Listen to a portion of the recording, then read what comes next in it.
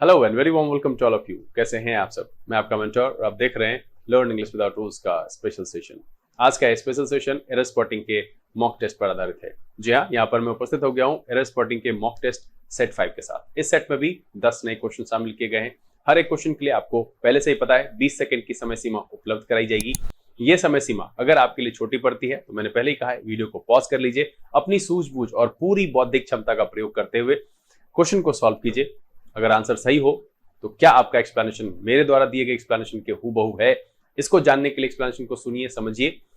और अगर आपका गलत होता है तो हतोत्साहित होने की जगह आप उस एक्सप्लेनेशन को ढंग से समझिए। अगर लगता है कि ये पॉइंट नोट डाउन करने लायक है तो बिल्कुल उसे नोट डाउन कीजिए, रिवीजन करते रहिए, ताकि अगर कभी ये फिर से दोबारा क्वेश्चन में दिखे तो वो आंसर गलत ना करें। आप देखिए, जिस से आपका परिचय नहीं हुआ है, जो आपके लिए नया है, वहां अगर आपसे गलती होती है ये क्षम्य है।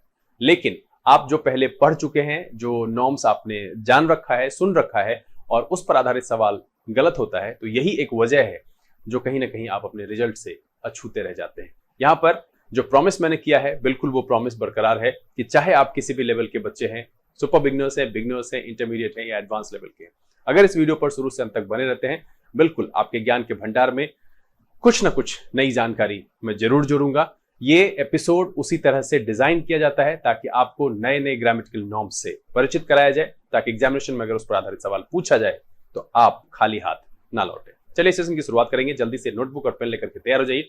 देखते हैं कि आज के सेशन में कौन कौन से 10 नए क्वेश्चन शामिल किए गए, साथ में आपको कौन कौन सा नया ग्रामेटिकल नॉर्म्स सीखने के लिए मिलता है। चलिए देखा जाए।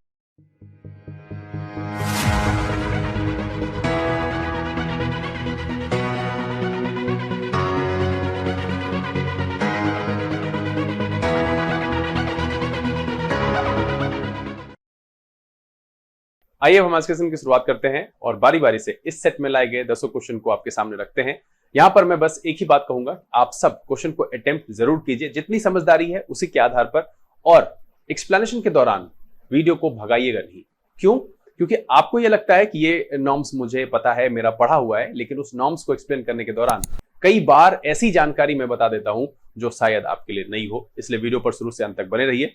सेशन की शुरुआत करेंगे, लेकिन सबसे पहले मैं सेजल प्रताप से कहना चाहूंगा कि पिछले दिन न जाने कैसे मैं ये शुरुआत में जब वीडियो शूट करने आया था, उस समय मेरे ध्यान में था कि कुछ कुछ बच्चे के सवाल शामिल करने हैं और आपका भी सवाल बहुत इंपॉर्टेंट था।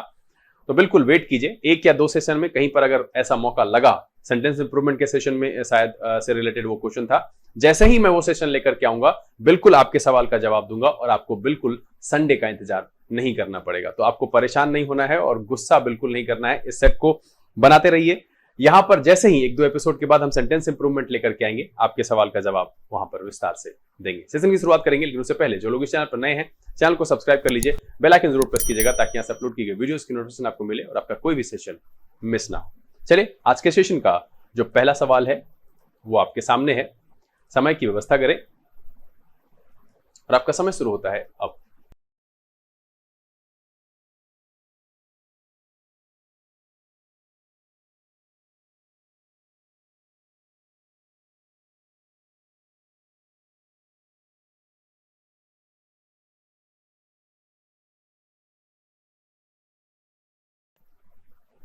Times up.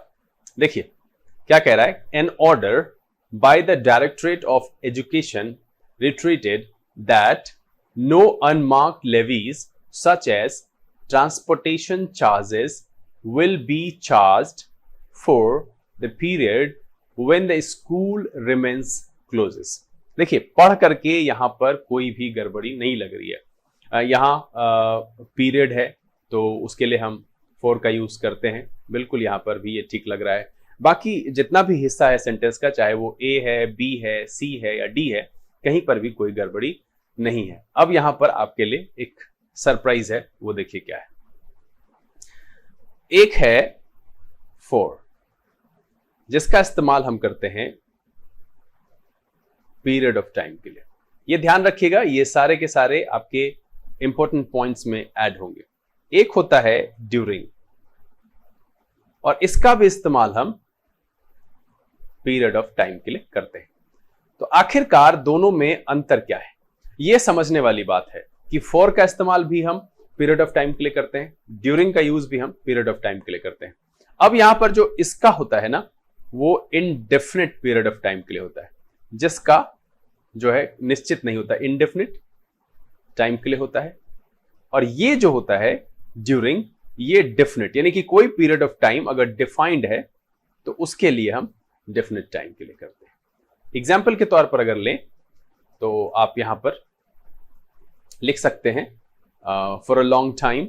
देखिए अब क्या है ना कि ये जो लॉन्ग टाइम है ये डिफाइन नहीं है ना, फॉर अ लॉन्ग टाइम ये डिफाइन नहीं है, फॉर अ व्हाइल ये भी डिफाइन नहीं है। तो मतलब यहां ये है समझने वाली बात कि फॉर और ड्यूरिंग दोनों का प्रयोग हम पीरियड ऑफ टाइम के लिए करते हैं। बट अगर मेरा पीरियड ऑफ टाइम डेफिनेट है तो उसके साथ हम ड्यूरिंग का प्रयोग करेंगे, और वो इनडेफिनेट है तो उसके साथ हम फॉर का प्रयोग करेंगे। अब जैसे ड्यूरिंग का इस्तेमाल करें तो आप कह सकते हैं ड्यूरिंग द समर, देखिए फिक्स है। ड्यूरिंग द विंटर,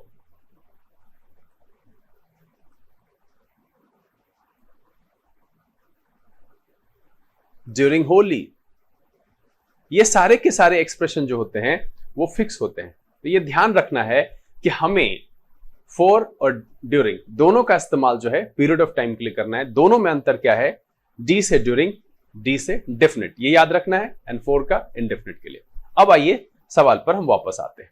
अब यहां पर क्या कह रहा है कि for the period when the school remains closes. अब देखिए कि ये डेफिनेट है, ये जो टाइम है ना स्कूल जब बंद रहता है ये निश्चित समय है, डेफिनेट टाइम है, ठीक है, इतने दिनों तक बंद रहा, ये तयशुदा समय होता है। तो इसीलिए यहां पर इसका प्रयोग करना बिल्कुल गलत है। होना क्या चाहिए, during the period when school remains closes. देखिए ये बहुत सारे बच्चों के चेहरे पर स्माइल लगा, अरे यार ये क्या है, ऐसे पूछा जाएगा तो कैसे पता करेंगे। तो इसीलिए तो मैं ऐसी छोटी छोटी जानकारी से जो लेस सवाल होता है, जो उसमें निहित होता है, जो ऐड करता हूं मैं, तो वो आपके सामने रखता हूं। इस पॉइंट को जरूर नोट डाउन कीजिएगा कि फॉर और ड्यूरिंग दोनों का इस्तेमाल हम पीरियड ऑफ टाइम के लिए करते हैं। बट ध्यान ये रखना है कि डेफिनेट अगर पीरियड ऑफ टाइम है इन दैट केस आपको ड्यूरिंग यूज करना है, और इंडेफिनिट पीरियड ऑफ टाइम है इन दैट केस आपको फॉर का इस्तेमाल करना है। और वो सभी जो है टेंसेस में होते हैं, ये जानकारी आपके पास है ही पहले से। तो इसीलिए इस सवाल का जो जवाब हो गया, इसका जो आंसर हो गया वो हो गया आपका डी। देखिए बड़ा ही आसान होता है, अगर एरर स्पॉटिंग सबसे आसान सेक्शन होता है उनके लिए जिनको कि वो ग्रामेटिकल नॉर्म्स पता है जिस पर वो सवाल पूछा गया है। बहुत सारे बच्चे तो पता नहीं पेंडुलम की तरफ पढ़ते हैं, इधर से पढ़ के जाते हैं, उधर से भी रिवर्स में पढ़ करके आते हैं, और वो क्या कहते हैं, यहां ठीक नहीं लग रहा है। अरे कई बार ये ठीक नहीं लगना आपके लिए ठीक हो सकता है, लेकिन मैक्सिमम टाइम में ये हानिकारक होता है। देखिए ये उनके लिए ही सुटेबल हो सकता है कि ठीक नहीं लग रहा है जो कि रेगुलर रीडर हैं, इफिशिएंट रीडर हैं, न्यूज़पेपर पढ़ते हैं, नॉवल पढ़ते हैं, उनको जो है लैंग्वेज से प्यार है, इंग्लिश उनको अच्छा लगता है, वो पढ़ते हैं। तो वो जो है, और इसीलिए सीबीएसई के बच्चे जो है आप उनको देखेंगे, मैं यहां पर फिर से किसी भी प्रकार का जो है डिफरेंशिएशन ये नहीं कर रहा हूं कि भाई वो बच्चे ये बच्चे, वहां क्या होता है कि उनको इंग्लिश में पढ़ने की आदत होती है, किताबें जो है सारे, चाहे वो एसएसटी हो, साइंस हो, तो क्या होता है कि पढ़ते पढ़ते उनको ये पता चलने लगता है कि यार नहीं ये तरीका जो है ना, this combination is not right, तो वो समझ में आता है, उस पर वो उसका आंसर कर देते हैं। लेकिन वही एक्सप्लेनेशन आप उनसे पूछ दीजिए तो बिल्कुल उनसे जो है वो एक्सप्लेन नहीं कर पाते हैं। तो ये तब काम आता है जब आप एक्चुअली न्यूज़पेपर रीडिंग कर रहे हैं। दैट्स व्हाई मैं कहता हूं कि आपको न्यूज़पेपर रीडिंग जरूर करना चाहिए। प्रत्येक दिन 500 वर्ड्स का एक कॉलम आप जरूर पढ़िए, उसका सेंस देख करके जो नए वर्ड्स आते हैं उसकी मीनिंग जान करके वहीं पर उसको छोड़ दीजिए। तो ये रिवीजन होता रहेगा, तो आपकी वोकैब बढ़ेगी, आपकी अंडरस्टैंडिंग बढ़ेगी, जो संदर्भ के हिसाब से समझना होता है भाव, वो भी आप समझ पाएंगे। चलिए अगला सवाल लेंगे और आपका समय शुरू होता है अब।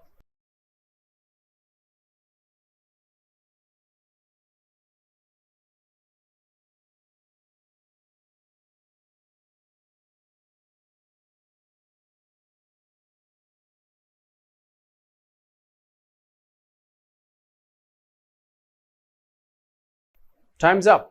कह रहा है कि this probably explains why stock markets around the world have, अब एक्सप्लेन्स है तो have been on the rise amongst.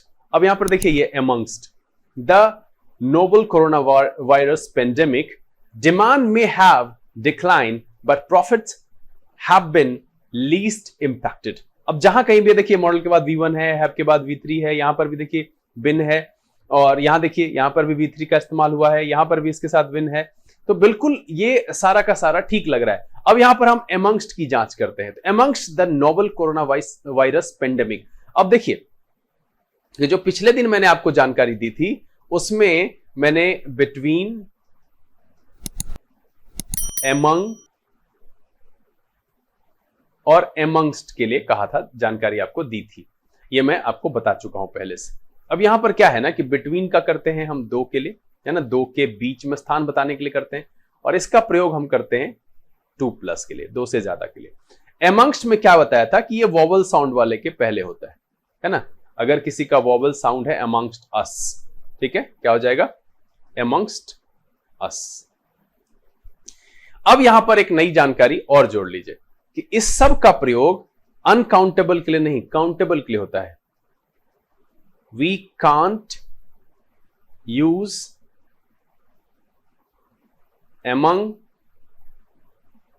amongst for uncountable. हम नहीं कर सकते, नहीं किया जाता है। सिंपल समझिए ये बात कि amongst का प्रयोग अनकाउंटेबल के लिए नहीं करते हैं। तो किसका करते हैं भाई, अनकाउंटेबल के लिए सेम मीनिंग में amid और amidst। और देखिए जैसा among का यूज होता है वैसा ही amid का यूज होता है, सेम सेंस में, और जैसा amongst का होता है वैसा ही amidst का होता है। देखिए मैं थोड़ा सा यहां पर अलग कर दूं, नहीं समझ में आएगा, ये पहला। तो कहने का मतलब है कि amid और amidst हम ठीक उसी तरीके से प्रयोग करते हैं जैसे हम among और amongst का करते हैं, ठीक है। उसके बाद भी सेम जैसे amongst us लिखा तो amidst us लिखेंगे। यहां पर एक चीज है कि काउंटेबल के साथ साथ अनकाउंटेबल के साथ हम amidst का प्रयोग कर सकते हैं, amongst का प्रयोग नहीं करेंगे। एग्जाम्पल के तौर पर अगर रखें तो आप कह सकते हैं कि a child's doll was found। आप amid लिखो या amidst लिखो, इसमें कोई फर्क नहीं पड़ता है। amidst the wreckage of the helicopter। तो चूंकि यहां पर अनकाउंटेबल है इसीलिए इसका प्रयोग किया गया। यहां पर अगर among और amongst का प्रयोग कर देंगे तो ये बिल्कुल गलत हो जाएगा। अब यहां पर आइए अपने सवाल पर वापस, क्या कह रहा है कि राइज amongst। अब यहां पर amongst होना चाहिए, अब आप खुद भी समझ जाएंगे कि यहां पर amongst नहीं होना चाहिए, क्या होना चाहिए, amidst। क्या प्रयोग करेंगे, amidst का प्रयोग करेंगे, और इसीलिए इस सवाल का जो जवाब हो जाएगा वो हो जाएगा बी। देखिए मैंने अभी तक दो सवाल बताए, दोनों में मेरे हिसाब से ये नई जानकारी है। जरूर मुझे कमेंट करके नीचे लिख करके बताइए कि क्या ये आपको पहले से पता था, क्या ये आपके ज्ञान के भंडार में नया ज्ञान जुड़ा। बिल्कुल ये बताते हैं तो मुझे लगता है चलो मैं अपने मकसद में सफल हुआ। पिछले दिन मैंने कहा था आप सबको 50 लाइक्स के लिए, आज भी मैं यहां पर कह रहा हूं कि आज भी आप सब ये कोशिश करें मिल करके कि कम से कम 50 लाइक्स इस पर करें। अगर वीडियो पसंद आ रहा है, आप सीख रहे हैं, तो बिल्कुल लाइक कर देना चाहिए। लाइक करने में आप सब हमेशा कंजूसी दिखाते हैं। अगर आप नए हैं, आपने चैनल सब्सक्राइब नहीं किया तो प्लीज सब्सक्राइब कर लीजिए, बेल आइकन जरूर हिट कीजिएगा, नोटिफिकेशन को ऑल पर रखिएगा ताकि यहाँ से जितनी भी वीडियोस अपलोड होती है उसकी नोटिफिकेशन आपको मिले और आपका कोई भी वीडियो मिस ना हो। शेयर कर सकते हैं, बिल्कुल ज्यादा से ज्यादा शेयर कर दीजिए। मैं यहाँ पर विशेष करके कहूंगा कि वैसे बच्चों तक जो सुदूर ग्रामीण इलाकों में रहते हैं और जो इस तरह के शहरी हाईफाई क्लासेस और एडवांस लेवल की इंग्लिश नहीं पढ़ पाते हैं, तो आप बिल्कुल उन तक शेयर करें। आपको कभी लगता है कि वो सीख जाएगा तो मेरा उससे जो है कंपटीशन में, ऐसा कुछ नहीं होता है। एग्जामिनेशन हॉल में सब बराबर होते हैं, सबके लिए माहौल एक जैसा होता है। तो ज्यादा से ज्यादा इसको शेयर कर दीजिए, लाइक कर दीजिए, कमेंट में लिख करके बताइए क्या ये सेशन आप एंजॉय करते हैं, मजा आता है, कोई बदलाव चाहिए तो वो भी मुझे लिखिएगा। देखिए यहां पर सीधा सीधा एक बार फिर से मैं दोहरा देता हूं कि मैंने क्या कहा कि among, amongst, amid, amidst दोनों मतलब चारों, दोनों जोड़ा एक ही जैसा है। दोनों का इस्तेमाल सेम कंडीशन में करते हैं स्थान बताने के लिए दो से ज्यादा के बीच में। ध्यान ये रहना चाहिए कि amongst का प्रयोग अनकाउंटेबल के लिए नहीं हो सकता। मतलब among और amongst का क्या होता है उसके लिए, उसकी जगह पर amid और amidst का प्रयोग करते हैं। बस इसी ध्यान रखना इस बात का। चलिए अगला सवाल लेंगे और आपका समय शुरू होता है। अब सवाल थोड़ा लंबा है, बनाइए।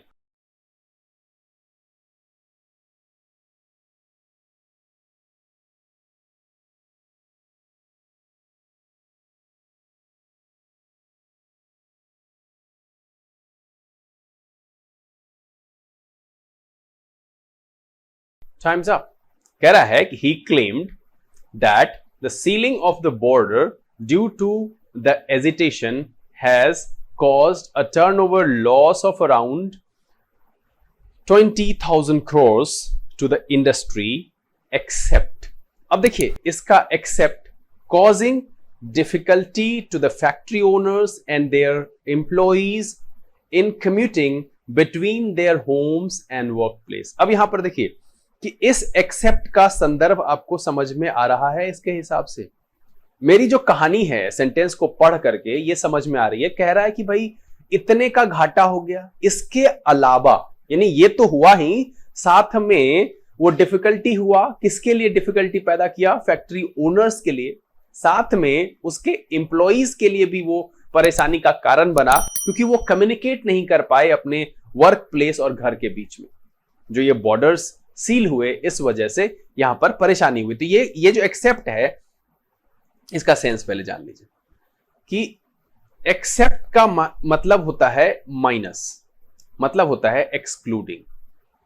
जबकि मेरे सेंटेंस का संदर्भ क्या है? एडिशनल है, जोड़ने का है। तो उसके लिए जो एक वर्ड है, ये मैं आपको पहले ही बता चुका हूं, बिसाइड्स। बिसाइड्स का मतलब होता है प्लस, मतलब है इंक्लूडिंग, मतलब है कि उसने कुरकुरे के अलावा कोल्ड ड्रिंक भी खरीदी, है ना। He bought cold drink besides Kurkure. Clear है यहां पर? तो अब अगर आप सेंटेंस को देखते हैं तो कह रहा है कि भैया सिर्फ और सिर्फ 20,000 करोड़ का घाटा ही नहीं हुआ, इसके अलावा, और यहां पर होना चाहिए प्लस में, और इसीलिए इस एक्सेप्ट को हटा करके हम क्या करेंगे? Besides causing difficulty to the factory owners and their employees in commuting between their homes and work place. ध्यान रखिएगा, बिसाइड्स को बहुत जगह पर लोग ये समझ लेते हैं कि अतिरिक्त को छोड़कर, के अलावा मतलब माइनस। साउंड ये करता है कि इसके अलावा, इसको छोड़ करके। नहीं, ये खरीदा, इसके अलावा ये भी खरीदा, इसको छोड़ करके ये भी खरीदा, मतलब ये तो खरीदा ही, इसके साथ साथ एडिशनल में ये भी खरीदा। देखिए, भाषाई तौर पर आपको समझना पड़ेगा। हमारी भाषाएं, हम जिस तरीके से बोलते हैं ना, वो भाषा यहाँ काम नहीं आती है। हम लोग नहीं बोलचाल में कहते हैं, अरे भाई मेरा चार्जर कहाँ है, ये भाई सुन ना, बैटरी मेरा डिस्चार्ज हो गया है, बाद में बात करेंगे। बैटरी डिस्चार्ज हो गया, कब लगवाया बैटरी? कितने एमएच का लगवाया यार? फोन में आजकल 10,000 एमएच आता है, तुमको कितना चाहिए? देखिए, हम समझते हैं कि भाई इसको अगर आप किसी को कह देते हैं तो कहते हैं अरे यार छोड़ ना, समझ में आ गया। तो भाई समझ में आने में ही गड़बड़ी होती है ना, तो वो भाव अगर आप नहीं समझेंगे तो यहां गड़बड़ हो जाएगा। यहां क्या कह रहा है ये आपको समझना पड़ेगा, किस संदर्भ में इस्तेमाल हो रहा है। भाषा का खेल भाई निराला है। मैंने पहले ही कई बार कहा है कि लैंग्वेज के साथ बहुत अजीब है एक कॉमा का प्रयोग। कई बार मैंने क्लासरूम में भी इसको बताया है, मैं ऑनलाइन इसकी चर्चा नहीं हो। देखिए, मैं 3 शब्द यहां पर लिख रहा हूं, रुको, मत जाओ, ठीक है, और दूसरी बार भी वही लिख रहा हूं, रुको, मत जाओ। अब देखिए यहां पर क्या गड़बड़ी होगी कि थोड़ा सा अगर गलत जगह पॉज लगा देंगे ना तो सेंस का सत्यानाश हो जाएगा। पहले वाले में रुको के बाद पॉज लगाया, रुको मत जाओ, तो इसका मतलब है कि आप उसे कह रहे हैं यार रह जाओ, मत जाओ। दूसरे वाले में देखिए, अगर आप स्लिप कर गया टंग आपका, रुको की जगह पॉज नहीं लग करके रुको मत पे पॉज लग गया, तब हो गया कि आपने उसका क्या किया? अनादर कर दिया। आपने रुको मत जाओ, क्या कर रहे हो यहां पर? ऐसा वाला सेंस देगा। तो भैया भाषा का खेल ऐसा ही है, समझना पड़ेगा। और ये कैसे समझ आएगी? उसके संपर्क में रहने से, न्यूज़पेपर पढ़ने से, ठीक है। बहुत सारे लोगों को लगता है अरे न्यूज़पेपर पढ़ के क्या होगा। भाई अगर अच्छी अंग्रेजी चाहिए, अच्छी भाषा की समझ चाहिए, चाहे कोई भी भाषा हो, आपको उसका न्यूज़पेपर है, नॉवेल्स है, अच्छी किताबें हैं, जो भी साहित्यिक रचनाएं हैं, उसको बिल्कुल आपको पढ़ना पड़ेगा। चलिए, यहां पर जो इस सवाल का जवाब हो गया, कंफर्म है भाई, सी होगा। आंसर क्या होगा? सी होगा। ध्यान रखना है, बिसाइड्स का मतलब प्लस, एक्सेप्ट का मतलब माइनस। संदर्भ यहां पर है कि इसके अलावा यह भी हुआ, एडिशनल जानकारी है, 3 जानकारियों को दिया गया है, तो वहां पर जोड़ का भाव होगा। दैट्स व्हाई हम बिसाइड्स का प्रयोग करें। चलिए अगला सवाल लेंगे और आपका समय शुरू होता है अब।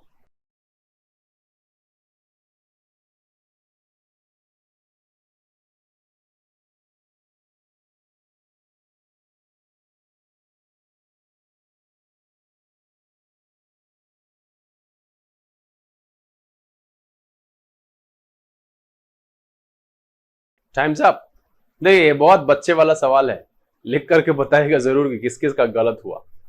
हाँ बिल्कुल, क्या कह रहा है देखिए, the online pattern of examination should not only जज। अब देखिए यहां पर क्या लगा हुआ है, नॉट ओनली।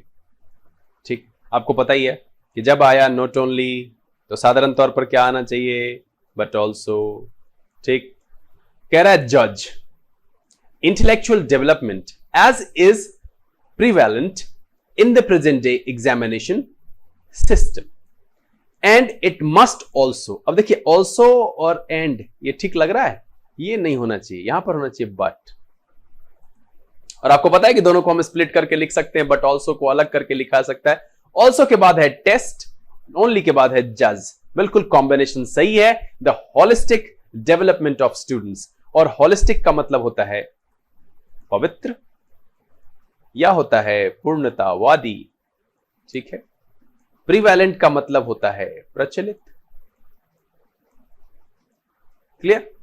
कह रहा है कि the online pattern of examination should not only जज intellectual development as is prevalent in the present day examination system, but it must also test the holistic development of students. तो बिल्कुल यहां पर ये एंड का प्रयोग नहीं, दुरुपयोग है, बिल्कुल नहीं होना चाहिए। नॉट ओनली बट ऑल्सो का पेयर इतनी बार हुआ है कि ये बिल्कुल आपके लिए बहुत ही आसान होना चाहिए। और इसीलिए इस सवाल का जो जवाब हो गया वो हो गया आपका डी। लिख करके बताइएगा बंधु, सही हुआ गलत हुआ। चलिए अगला सवाल लेते हैं और आपका समय शुरू होता है। आप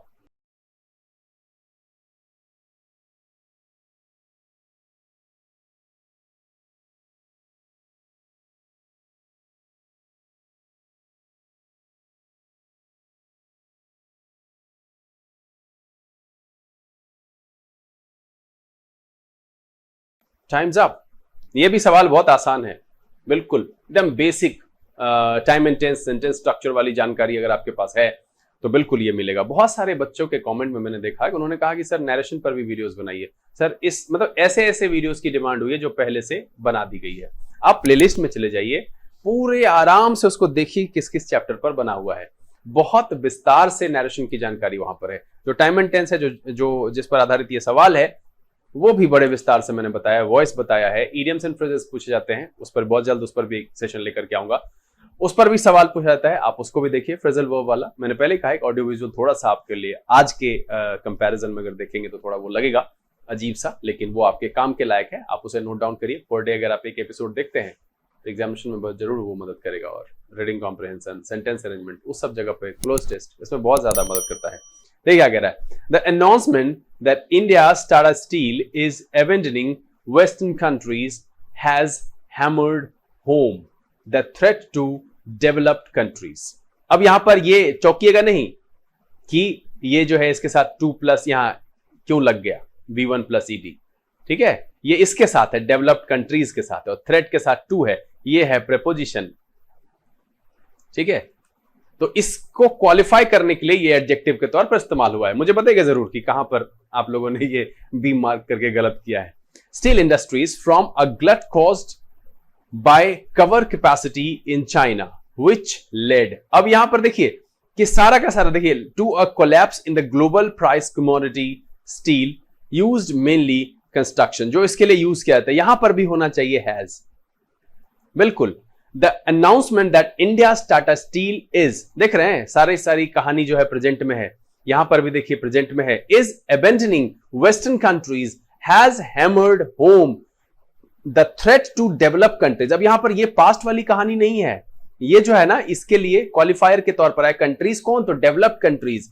steel industries from a glut caused by over capacity in China. फिर भी यहां पर जो है वो जो है लिखा गया है।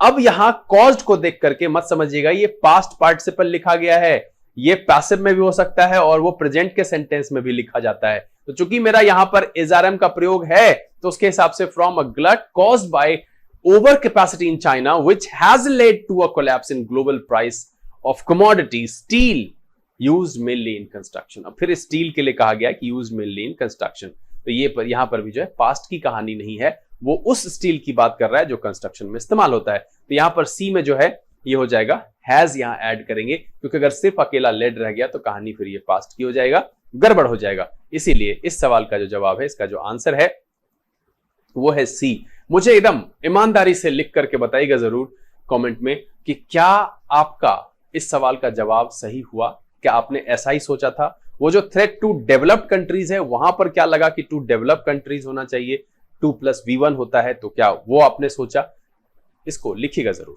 तो इसका सवाल का जवाब हो गया, वो हो गया सी। चलिए अगला सवाल लेंगे और आपका समय शुरू होता है अब।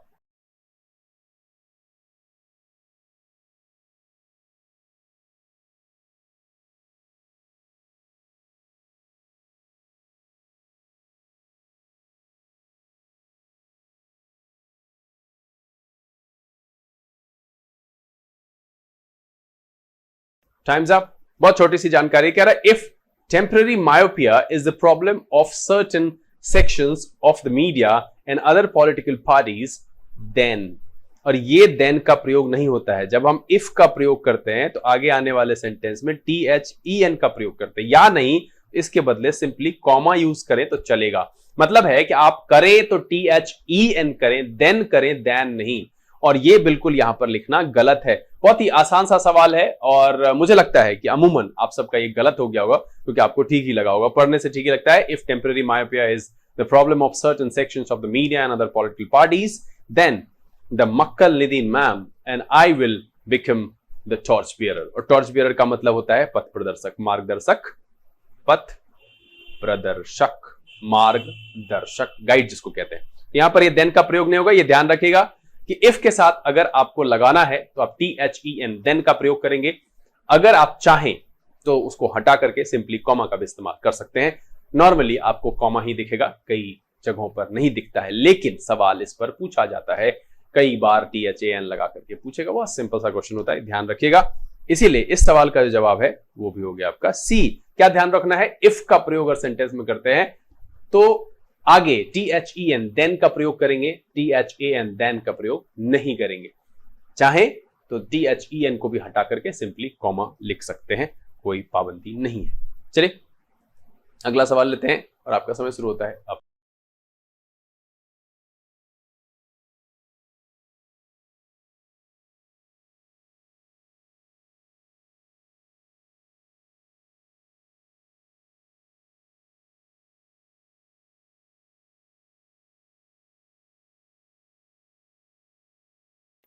Time's up. देखिए क्या कह रहा है, rubber deposited on the surface from tyres of landing aircraft would be thorough scrapped. नहीं नहीं नहीं नहीं, ये वर्ब है, यहां होना चाहिए एडवर्ब। वर्ब मतलब पास्ट पार्टिसिपल वाला फॉर्म है, कंफ्यूज नहीं होना, उसी से बना हुआ है ना पास्ट पार्टिसिपल, कंफ्यूज मत होना। ये पास्ट पार्टिसिपल जो कि वर्ब का ही फॉर्म है, पास्ट पार्टिसिपल। अगर हम इसको उस तरह से रखें तो यहां पर एडवर्ब होना चाहिए, थोरोली। बहुत आसान है ये, आसानी से समझ में आ गया हो कि rubber deposited on the surface from tyres of landing aircraft would be thoroughly scrapped and the usual touchdown point which bears the maximum load of landing aircraft would be overhauled to reduce chances of damage। यहां पर thoroughly adverb का प्रयोग करेंगे इसे qualify करने के लिए। अगर आप वर्ब के तौर पर देखते हैं तो भी, अगर उसको पास्ट पार्टिसिपल कह रहे हैं तो एक एडजेक्टिव को क्वालिफाई करने के लिए एडवर्ब चाहिए, would be thoroughly scrapped। तो इसीलिए इसका जो आंसर हो जाएगा वो हो जाएगा बी। देखिए यहां पर मुझे ज्यादा समय देकर के बोलने की जरूरत नहीं है क्योंकि आप इतनी सी बात आसानी से समझते हैं कि एडजेक्टिव नाउन को क्वालिफाई करता है, एडजेक्टिव को एडवर्ब क्वालिफाई करता है, और एडवर्ब को एडवर्ब भी क्वालिफाई करता है। एडवर्ब सेंटेंसेस को भी क्वालिफाई कर सकता है, खुद को भी क्वालिफाई करता है। कई बार इसकी चर्चा कर चुका हूं, इसीलिए इस पर ज्यादा नहीं बोलूंगा। Landing aircraft would be thoroughly scrapped, और इसीलिए इस सवाल का जवाब हो जाएगा, वो हो जाएगा बी। चलिए अगला सवाल लेंगे और आपका समय शुरू होता है अब।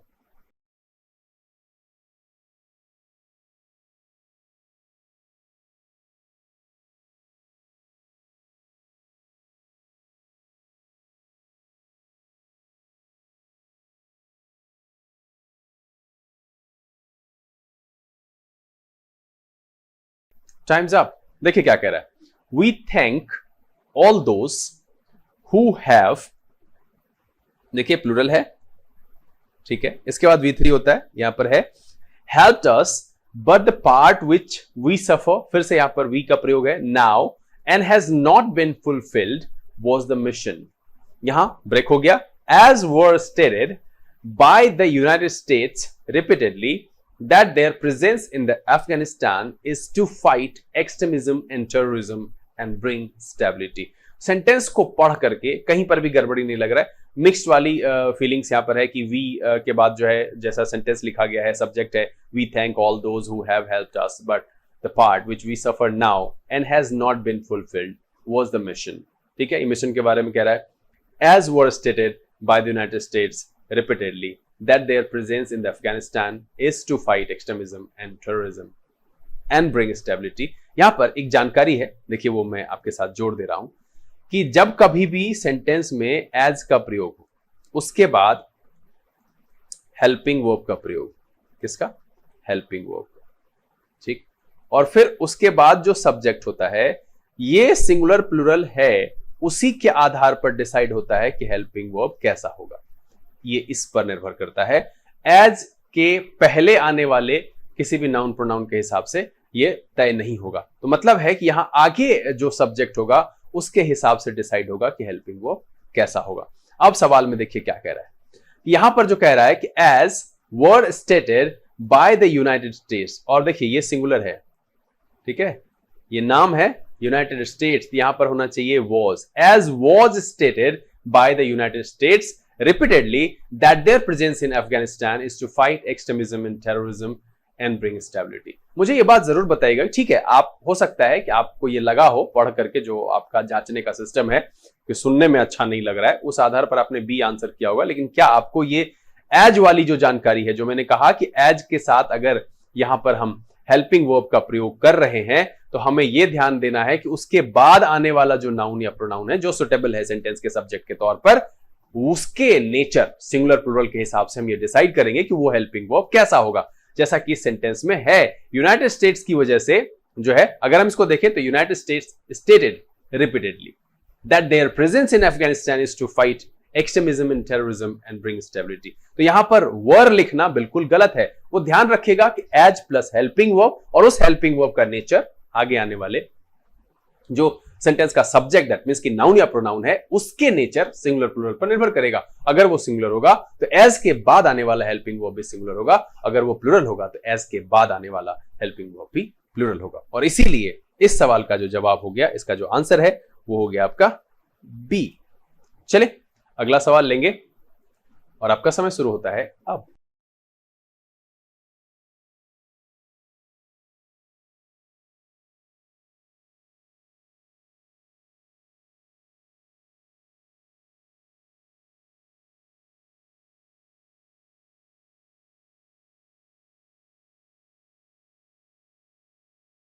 Time's up. देखिए क्या कह रहा है. A Delhi court on Friday adjourned for nearly a month the order on that to put Congress leader Shashi Tharoor on trial in a case related to his wife Sunanda Puskar's death in luxury hotel here. अब यहां पर जानकारी पहले मैं आपको दे दूं. पिछले दिन मैंने एक जानकारी दी थी इफ और वेदर को लेकर के. मैंने कहा था कि प्रेपोजिशन के बाद हम वेदर का प्रयोग करते हैं. ठीक है, ये जो है ये सही है. प्रेपोजिशन के बाद इफ का प्रयोग नहीं करते हैं. उसी तरीके से दूसरी जानकारी है इसमें कि वेदर के बाद इंफिनिटिव यानी कि 2 प्लस V1 का प्रयोग सही है. ठीक है, दैट या इफ के बाद इंफिनिटिव का प्रयोग यानी कि 2 प्लस V1 का प्रयोग गलत है. यह ध्यान रखिएगा कि प्रेपोजिशन के बाद वेदर का प्रयोग होता है, इफ का नहीं. इंफिनिटिव से पहले वेदर का प्रयोग होता है, इफ या दैट का नहीं. यह ध्यान रखिएगा. बहुत ही आसान से सवाल बन जाएगा. क्या कह रहा है देखिए, ऑन दैट. ये इस केस में अगर देखेगा तो ठीक है, लेकिन इसके बाद जो ये लगा हुआ है टू पुट, यहां पर नहीं होना चाहिए इसका प्रयोग. On whether to put Congress leader Shashi Tharoor on trial in a case related to wife Sunanda Puskar's death in a luxury hotel here. Simple सी बात है, ये ध्यान रखना है आपको कि पिछले दिन मैंने जानकारी दी थी इफ और वेदर में प्रेपोजिशन के बाद अगर इस्तेमाल करना है you have to use whether. अगर इन्फिनेटिव से पहले इस्तेमाल करना है you have to use whether, don't use if और दैट, इसका प्रयोग नहीं करेंगे। इसलिए इस सवाल का जो जवाब हो जाएगा, इसका जो आंसर है वो है आपका बी। चलिए आज के सेशन का आखिरी सवाल आपके सामने रखते हैं और आपका समय शुरू होता है अब।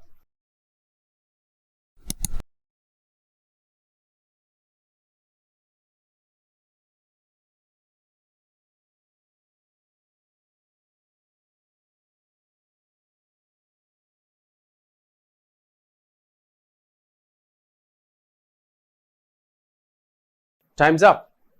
कह रहा है Raman dealt with conflicts of every kind, intellectual, philosophical and administrative and handled them, देखिए यहां पर भी V2, यहां पर भी V2, handled them in unique ways that proclaimed, और proclaim का मतलब होता है प्रमाणित करना, ऐलान करना, his leadership qualities। कह रहा है कि Raman dealt with conflicts of every kind, intellectual, philosophical and administrative and handled them in a unique ways that proclaimed his leadership qualities। कहीं पर भी A, B, C, D में सेंटेंस की बनावट में ग्रामेटिकल नॉर्म्स के आधार पर कोई भी गड़बड़ी नहीं है। सेंटेंस का सेंस भी सही है, सेंटेंस के जितने भी ग्रामेटिकल नॉर्म्स यूज किए गए सबके सब ठीक है। इसीलिए इसका जो जवाब है वो है नो एरर और जो ऑप्शन है वो है ई। इस सेंटेंस में कहीं से भी कोई गड़बड़ी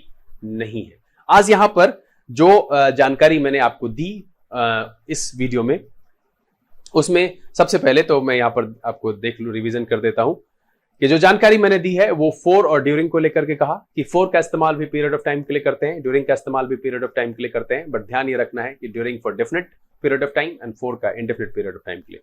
फिर दूसरा मैंने जो दूसरी जानकारी आपके सामने रखी बिटवीन, अमंग, अमंगस्ट को लेकर के रखी। उसमें एक नई जानकारी जोड़ी कि अमंग, अमंगस्ट का प्रयोग हम जिस संदर्भ में कर रहे थे उसी संदर्भ में करेंगे, बट अनकाउंटेबल के साथ नहीं करेंगे। सेम सेंस में अगर मुझे अनकाउंटेबल के साथ यूज करना है हम एमिड या एमिड्स्ट का प्रयोग करेंगे और दूसरे का प्रयोग नहीं करेंगे। उसके बाद जो फिर मैंने जानकारी दी एक्सेप्ट और बिसाइड्स। एक्सेप्ट का मतलब माइनस और बिसाइड्स का मतलब प्लस। अगर किसी चीज के अलावे कुछ काम किया, मैंने वो भी किया और दूसरा भी काम किया, तो हम बिसाइड्स का प्रयोग करते हैं। फिर उसके बाद मैंने बताया कि एज के साथ हेल्पिंग वर्ब इस्तेमाल हो तो आगे आने वाला नाउन प्रोनाउन का nature on the basis of singular plural ये डिसाइड करेगा कि वो हेल्पिंग वर्ब कैसा होगा, सिंगुलर या प्लूरल। उसके बाद मैंने इफ और वेदर की जानकारी दी। इफ और वेदर की जानकारी मैंने कहा कि प्रीपोजिशन के बाद वेदर का प्रयोग करते हैं, इफ का प्रयोग नहीं करते हैं। इन्फिनेटिव से पहले यानी कि 2 + B1 से पहले वेदर का प्रयोग करते हैं, इफ या दैट का प्रयोग नहीं करते हैं। उसके बाद नॉट ओनली बट ऑल्सो का पेयर आपको पता ही है। एक और जानकारी थी कि इफ के बाद THEN अगर प्रयोग करना है तो देन का प्रयोग करेंगे, दैन का प्रयोग नहीं करेंगे। आप चाहें वैसे ज्यादातर THEN को हटा करके कॉमा का प्रयोग किया जाता है। उम्मीद करता हूं कि आज का ये सेशन काफी मजेदार रहा होगा और आपको बहुत कुछ सिखाने वाला रहा होगा। ये वीडियो आपको काफी पसंद आया होगा। अगर ये वीडियो आपको अच्छा लगा आप इसे लाइक कर दें। अगर आपने चैनल सब्सक्राइब नहीं किया है प्लीज सब्सक्राइब कर लीजिए, बेल आइकन जरूर प्रेस कीजिएगा ताकि यहाँ से अपलोड की गई वीडियोस की नोटिफिकेशन आपको मिले और आपका कोई भी सेशन मिस ना हो। जैसा कि मैंने कहा है 50 लाइक्स, जिस एपिसोड में 50 लाइक्स आएगा अगले दिन एक नए तरह की जानकारी, नए तरह के क्वेश्चन को लेकर के हम आपके सामने उपस्थित हो जाएंगे। ऐसे जो रेगुलर बेसिस पर सेशन चल रहा है वो चलता रहेगा। आगे हो सकता है sentence improvement, sentence starters, word swap, किसी भी एक एपिसोड को लेकर के हम उपस्थित होंगे। समय है यहां से विदा लेने का, लेकिन उससे पहले मैं फिर से कहूंगा कि जो लोग पहले से जुड़े हुए हैं वो इसे ज्यादा से ज्यादा सोशल नेटवर्किंग साइट पर शेयर करें। पढ़ें, पढ़ाएं, खुश रहें, मस्त रहें। अगले दिन फिर एक रोचक एपिसोड के साथ आपके सामने बहुत जल्द उपस्थित होंगे। तब तक के लिए आप घर में रहें, अपना और अपने परिवारजनों का ध्यान रखें, पढ़ते जरूर रहिएगा क्योंकि एग्जामिनेशन सर पर है। लर्न इंग्लिश विदाउट रूल्स के सेशन से this is BK Singh signing off. Keep reading, keep practising. Thank you, God bless you.